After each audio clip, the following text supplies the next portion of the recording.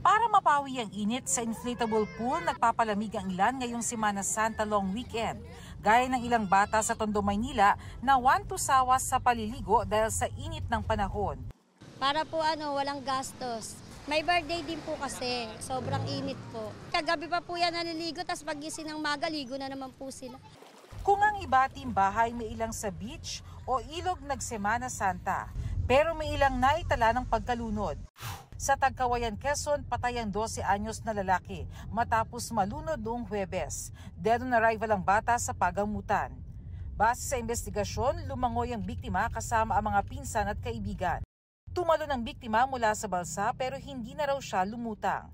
Wala na siyang malay ng masagip. Ayon sa mga otoridad, nalunod ang bata matapos kapitan ng dikya. Sa Madela, Quirino, isang lalaking 12 anyos din ang muntik malunod. Ayon sa mga otoridad, nangyari ito habang lumalangoy sa malalim na bahagi ng ilog ang bata. Nailigtas siya ng mga kaanak at naitakbo sa ospital.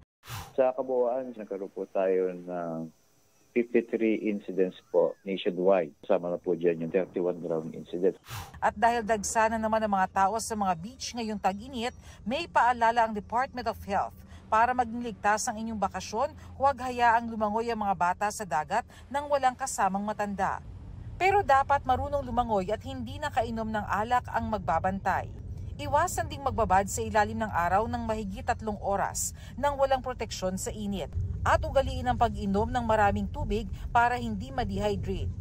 Kung sakali namang makakita na may nalulunod, tumawag agad ng lifeguard o taong maaaring sumaklolo rito. Bigyan ng mouth-to-mouth resuscitation ang biktima at isugod sa pinakamalapit na ospital. At kung madikita naman ang dikya, agad na tumawag sa PRC Hotline 143 dahil may iba't ibang paggamot dito. Para sa mga tropical jellyfish stings, maaaring buhusan ng suka ang sugat. Alisin ang natitirang galamay at aplayan ito ng mainit na tubig. Kung walang mainit na tubig, pwedeng gumamit ng cold pack. At bantayan ng biktima, bigyan ito ng CPR o agad na dalhin sa ospital kung sakali makaranas ng distress ang biktima. Para sa GMA Integrated News, Bernadette Reyes, nakatutok 24 oras.